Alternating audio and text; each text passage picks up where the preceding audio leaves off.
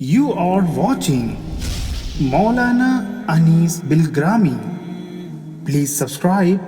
Also, don't forget to like, comment, and share.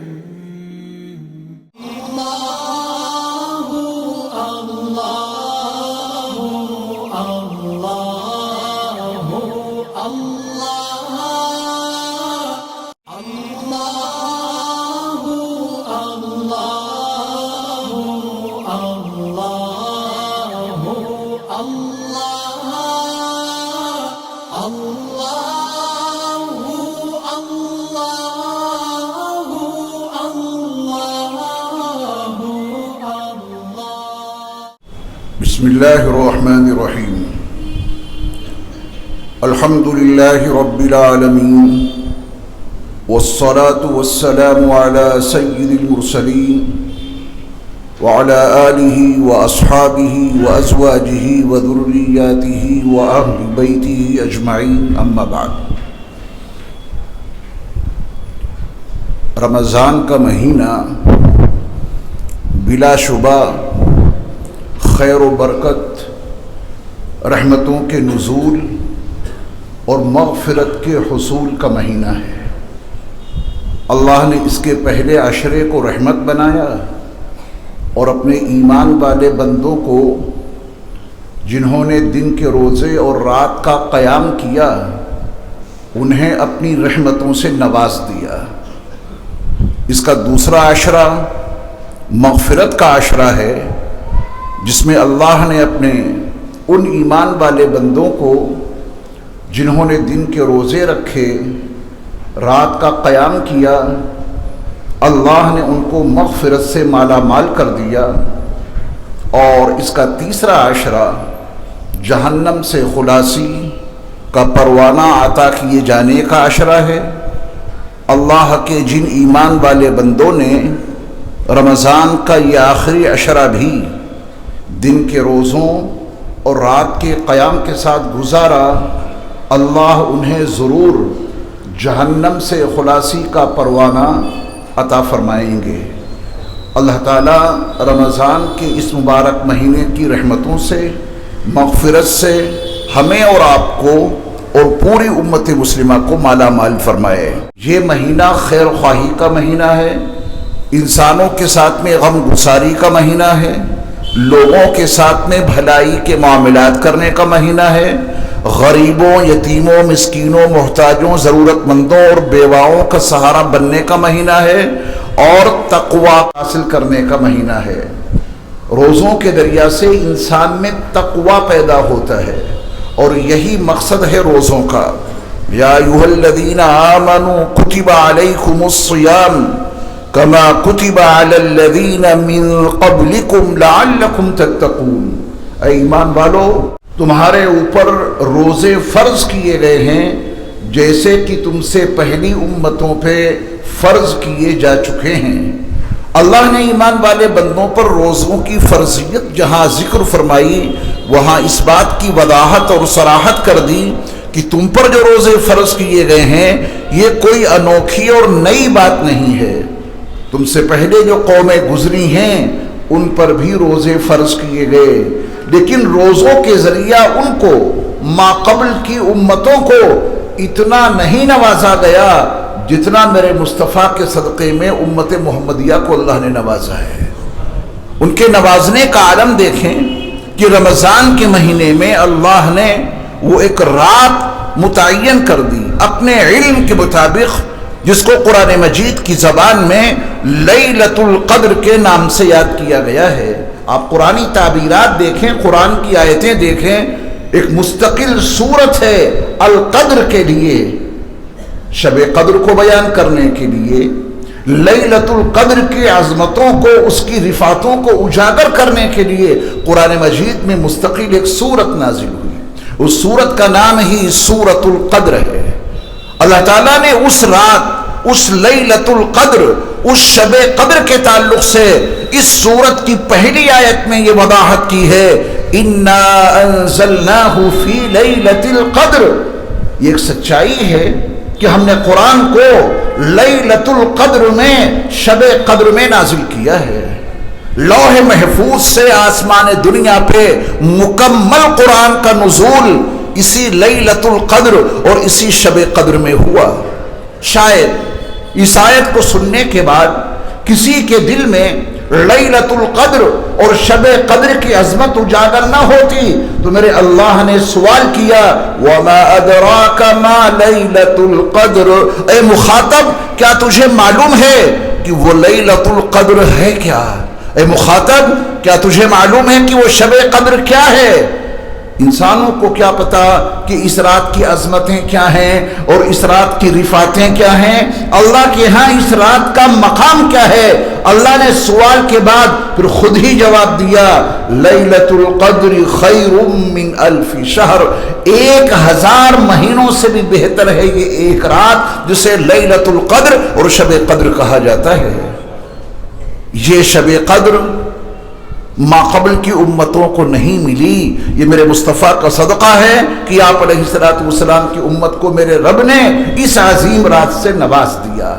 تو یہ بڑا عظیم اور مبارک مہینہ ہے، بے پناہ مبارک بات کے مستحق ہیں وہ ایمان والے جنہوں نے اس مہینے کی قدر کر لی، دن کے روزوں اور رات کے قیام کا اہتمام کر لیا۔ صحیح بخاری اور صحیح مسلم میں رسول مکرم صلی اللہ علیہ وسلم کا یہ فرمان عالی شان مذکور ہے، جس نے رمضان کے مہینے کے روزے رکھے، رات کا قیام کیا، ایمان اور احتساب کے ساتھ صاحب ایمان بھی ہے اور اپنے رب سے اس کا انعام اور بدلہ ملنے کی اسے پوری امید بھی ہے، اس جذبے سے جس نے رمضان کے روزے رکھے اور رات کا قیام کیا یعنی تراویح کی نماز پڑھی، میرے مصطفیٰ علیہ السلام نے ایسے ایمان والوں کے لیے خوشخبری یہ سنا دی ہے غفر له ما تقدم من ذنبی، اس کی زندگی کے سارے گناہوں کو معاف کر دیا جائے گا۔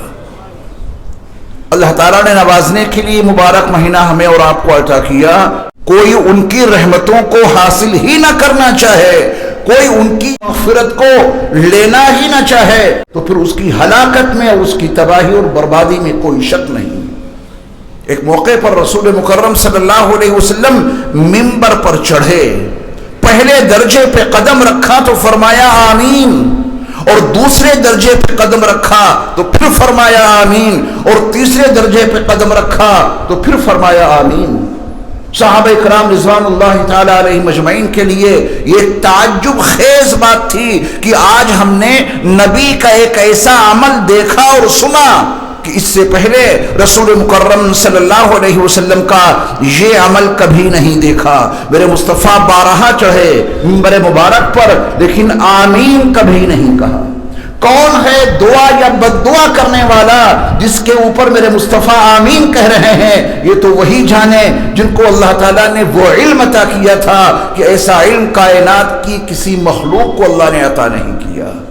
جبریل امین آئے تھے، میرے مصطفیٰ انہیں دیکھ بھی رہے ہیں اور ان کی باتوں کو سن بھی رہے ہیں، اور پورے مجمع کے درمیان آئے، کسی صحابی نے ان کو نہ دیکھا نہ ان کی زبان سے نکلنے والے الفاظ کوئی ایک صحابی سن سکا۔ میرے مصطفیٰ جبریل کی آمد کو دیکھ رہے ہیں کہ جبریل آئے ہیں، جب میرے مصطفیٰ نے منبر کے پہلے زینے پہ پہلے درجے پہ قدم رکھا تھا انہوں نے کیا کہا تھا کہ ہلاک و برباد ہو وہ شخص جو رمضان کا مہینہ پائے اور پھر بھی اس کی مغفرت نہ ہو۔ یہ جبریل امین کی بد دعا ہے، رسول مکرم صلی اللہ علیہ وسلم کی اس پر آمین ہے۔ وہ رسول جو رسول رحمت بن کر مبعوث ہوئے، وہ رسول جن کی شان قرآن مجید نے وَمَا أَرْسَلْنَاكَ إِلَّا رَحْمَةً لِلْعَالَمِينَ کے عنوان سے بیان فرمائی ہے، وہ رسول جو صرف انسانوں کے لیے نہیں کائنات کے ذرے ذرے کے لیے رحمت بن کر کے مبعوث ہوئے، جن کی شان قرآن میں لکھی ہے لَقَدْ جَاءَكُمْ رَسُولٌ مِّنْ أَنفُسِكُمْ عَزِيزٌ عَلَيْهِ مَا عَنِتُّمْ حَرِيصٌ عَلَيْكُمْ بِالْمُؤْمِنِينَ رَءُوفٌ رَحِيمٌ۔ جس رسول کی یہ شان ہو وہ جبریل امین کو بد دعا کرنے سے روک نہیں رہے ہیں۔ جبریل میری امت کے ان لوگوں کے لیے بد دعا نہ کرو میرے مصطفیٰ نے ان کو منع کیا نہیں، بلکہ جبریل امین کی اس بد دعا پہ میرے مصطفیٰ نے آمین کہہ کے مہر لگا دی ہے کہ ہاں وہ لوگ جو اس مبارک مہینے کو پا کر اس کے روزے نہ رکھیں، جو اس عظیم مہینے کی راتوں کو پا کے اس میں قیام نہ کریں، یہ اس قابل کہاں ہیں کہ ان کو مغفرت کی بھیک دی جائے۔ میرے ایمان والے بھائیوں، اللہ نے اپنی رحمتوں سے، برکتوں سے، نعمتوں سے، مغفرت سے مالا مال کرنے کے لیے ہمیں اور آپ کو یہ عظیم مہینہ عطا کیا۔ ہم میں سے کس نے اس کی کتنی قدر کی وہ ہر بندہ اپنے تئیں خود جانتا ہے۔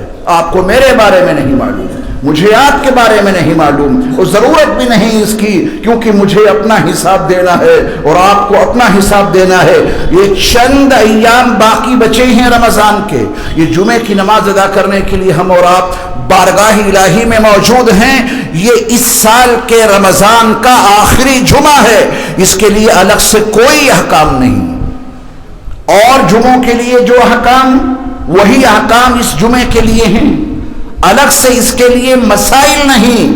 لیکن ہم اور آپ اس آخری جمعے کا خاص اہتمام کرتے ہیں کہ اس سال کے رمضان کا یہ آخری جمعہ ہے، اس کے بعد اس سال کے رمضان میں دوسرا جمعہ نہیں آئے گا، اور چند ایام جو باقی بچے ہیں ان کی قدر کر لیجئے، دن کے روزوں اور رات کے قیام یعنی تراویح کا اہتمام کر لیجئے، اور اس مبارک مہینے کی جو بھی ناقدری ہوئی ہے اللہ سے معافی مانگیے۔ روزے اگر چھوٹے ہیں تو بعد میں اس کی قضا کیجئے، اللہ معاف کرنے والے ہیں۔ لیکن کوئی انسان اپنے اندر طلب تو پائے۔ یہ روزہ انسان میں ارادے کی مضبوطی، ارادے کی قوت پیدا کرتا ہے۔ مثال کے طور پہ رمضان کا مہینہ نہ ہو، شدید پیاس لگی ہو، آپ اپنی اس پیاس کو کتنی دیر روک سکتے ہیں؟ اور سامنے پانی بھی موجود ہے، پیاس کی شدت، پیاس کے احساس کے عالم میں پانی موجود ہے، آپ کب تک برداشت کر سکتے ہیں؟ 15 منٹ، آدھا گھنٹہ، اس کے بعد پھر برداشت نہیں ہوگا، اور وہ آپ گلاس اٹھا کے پانی پی ہی لیں گے، کیونکہ روزے دار نہیں ہیں، پابندی بھی عائد نہیں ہے۔ لیکن یہی روزہ آپ کے اندر ارادے کی قوت اور ارادے کی مضبوطی اتنی پیدا کر دیتا ہے روزہ، کہ آپ اگر روزے کی حالت میں ہیں اور کتنی ہی شدید پیاس کیوں نہ لگی ہو اور سامنے پانی موجود ہو، گھنٹہ 2 گھنٹہ نہیں، 6 گھنٹے، 7 گھنٹے، 8 گھنٹے آپ اپنی پیاس کو برداشت کرتے ہیں۔ دوپہر میں پیاس لگی، پانی نہیں پی رہے ہیں، یہ ارادے کی مضبوطی، ارادوں میں اتنی قوت، پانی بھی موجود ہے، پیاس بھی شدید ہے، اپنے اوپر اتنا کنٹرول کہ پیئیں گے نہیں، یہ روزے کی برکت ہے۔ شدید بھوک لگی ہے، عام دنوں میں آپ کتنا برداشت کریں گے؟ دعوت میں گئے، شدید بھوک ہے، کھانا آنے میں ذرا سی تاخیر ہو گئی، لوگ ہنگامہ مچا دیتے ہیں، صاحب کھانا کہاں ہے؟ اتنی دیر سے آئے ہوئے ہیں، شوگر کے مریض ہیں، ہمیں کھانا فوری طور پہ چاہیے۔ وہاں کھانا بہت جلدی چاہیے، قوت برداشت کہاں ہے؟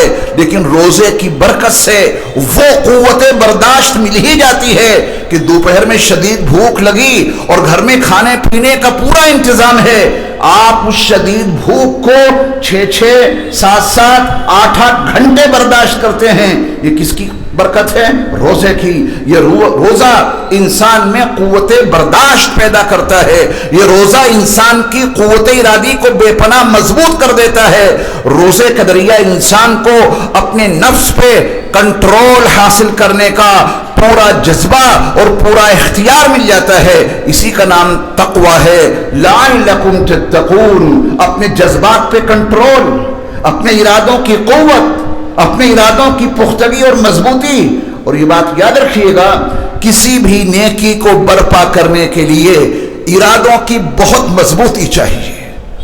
اگر قوت ارادی آپ کی کمزور ہے تو آپ 2 رکعت نماز نہیں پڑھ پائیں گے۔ ارادے کی پختگی میں کوئی نقص ہے، کوئی کمزوری ہے، آپ 5 روپے اللہ کے راستے میں خرچ نہیں کر پائیں گے۔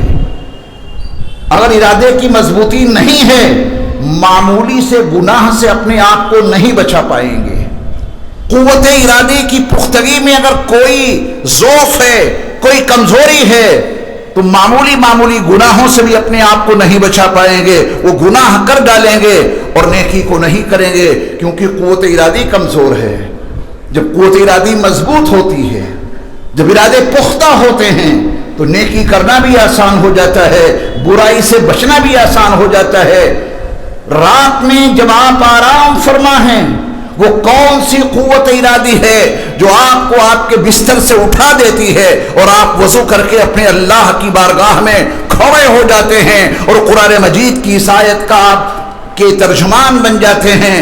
تتجافى جنوبهم عن المضاجع يدعون ربهم خوفا وطمعا، ان کے پہلو ان کے بستروں سے الگ ہو جاتے ہیں اور پھر وہ اپنے رب کو پکارتے ہیں، اپنے اللہ سے دعائیں کرتے ہیں، اور ان دعاؤں کے کرنے میں ان کی دو کیفیات ہیں۔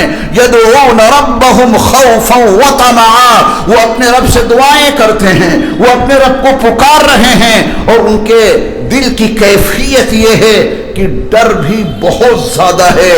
اپنے گناہ یاد آتے ہیں تو اتنا خوف زدہ ہو جاتے ہیں اپنے رب سے کہ نہ جانے میرے ان گناہوں کا کتنا بھیانک نتیجہ جہنم کے عذاب کی شکل میں مجھے جھیلنا پڑے گا۔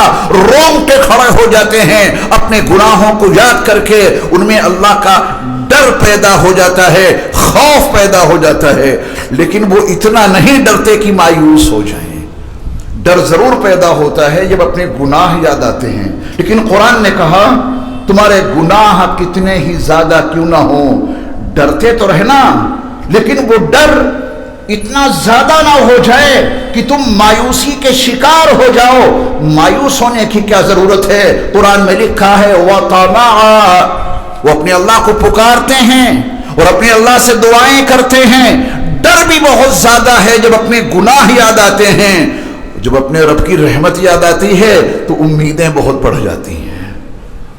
اپنے گناہ یاد آئیں تو خوف، اور اللہ کی رحمت یاد آئے تو امید۔